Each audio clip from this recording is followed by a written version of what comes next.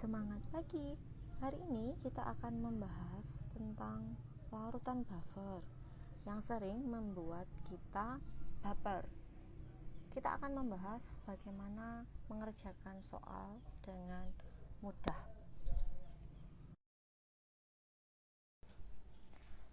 Soalnya adalah sebanyak 200 ml larutan CH3COH 0,1 m direaksikan dengan larutan NaOH 0,1 m dengan harga Ka 1 dikali 10 pangkat minus 5.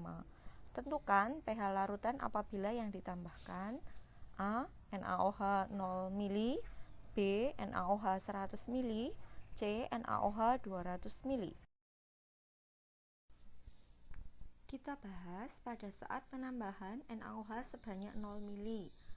Karena tidak ada penambahan NaOH pada larutan ini, maka pH ditentukan oleh CH3COH 0,1 m.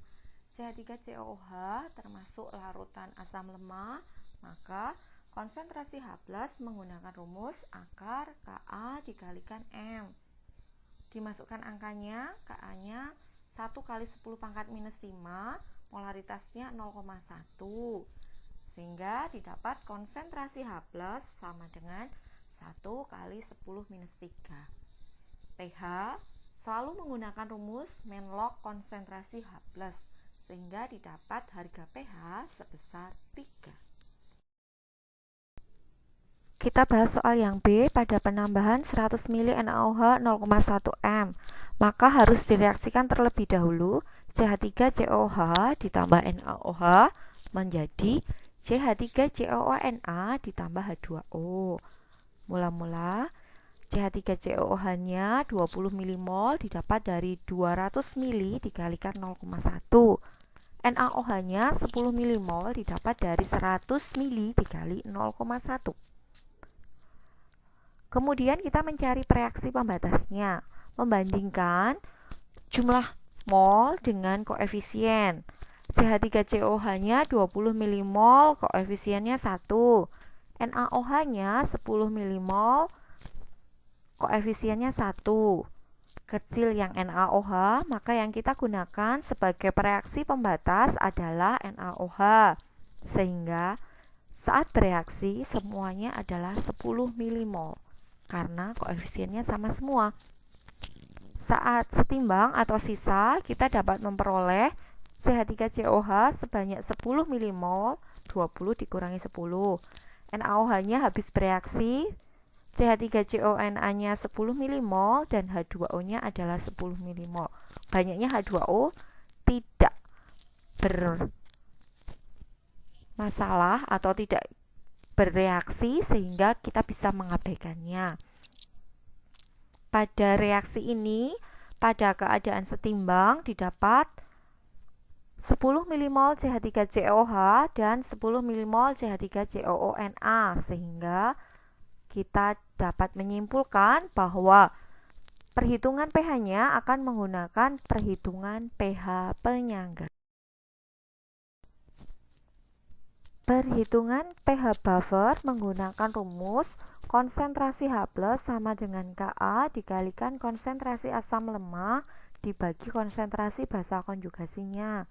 Basa konjugasi terdapat pada garam. Pada soal ini terdapat pada CH3COONa. Kita masukkan angkanya, harga Ka-nya 1 dikali 10 pangkat minus 5. Asam lemahnya 10 mmol, basa konjugasinya 10 mmol. Sehingga didapat hasilnya 1 dikali 10 pangkat minus 5. Lalu kita mencari pH. pH-nya menggunakan rumus menlog konsentrasi H+, sehingga pH buffernya didapat 5. Soal yang C pada penambahan 200 ml NaOH 0,1 m.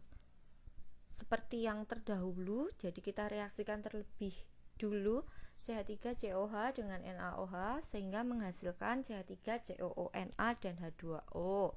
H2O ini nanti hasilnya tidak kita gunakan karena dia berupa larutan. Wujudnya adalah larutan atau aqueous. Mula-mulanya CH3COH-nya 20 mmol, NaOH 20 mmol didapat dari 200 ml dikalikan 0,1. Karena angkanya sama, koefisiennya juga sama, maka saat bereaksi adalah 20 mmol. Semuanya 20 mmol, sehingga saat setimbang atau sisa CH3COH-nya habis bereaksi, NaOH-nya habis, yang bersisa hanya CH3COONa sebanyak 20 mmol. Yang bersisa adalah garam CH3COONa, maka perhitungannya menggunakan perhitungan hidrolisis. Hidrolisis garam yang digunakan kita tentukan dulu bersifat asam atau basa. Tips mudah untuk menyelesaikan soal hidrolisis garam ini, kalau di soal itu yang diketahui adalah Ka, maka pasti akan mencari OH-. Kalau yang diketahui Kb, pasti nanti mencari H+. Di soal ini yang diketahui adalah harga Ka, maka pasti kita akan mencari konsentrasi OH- terlebih dahulu menggunakan rumus akar Kw per Ka dikalikan konsentrasi garam.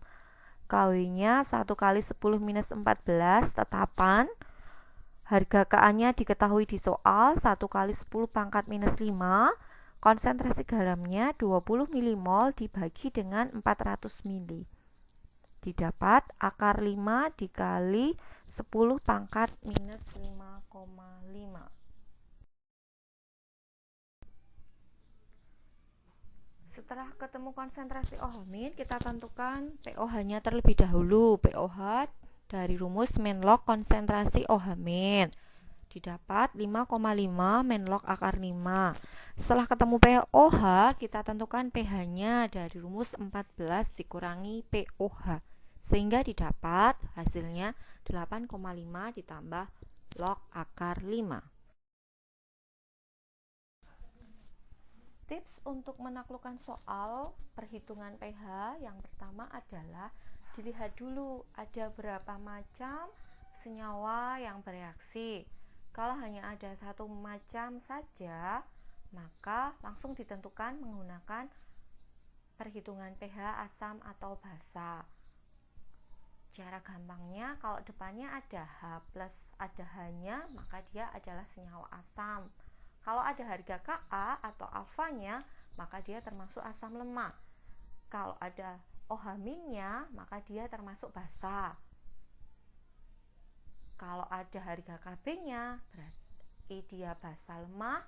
Begitu juga kalau ada harga alfanya, termasuk basa lemah. Kemudian kalau ada dua macam senyawa, maka harus direaksikan terlebih dahulu.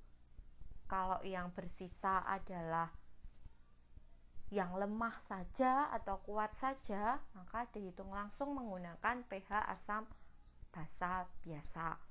Kalau yang bersisa asam lemah dan garam, maka perhitungan pH-nya menggunakan buffer. Kalau yang bersisa garam, maka menggunakan hidrolisis.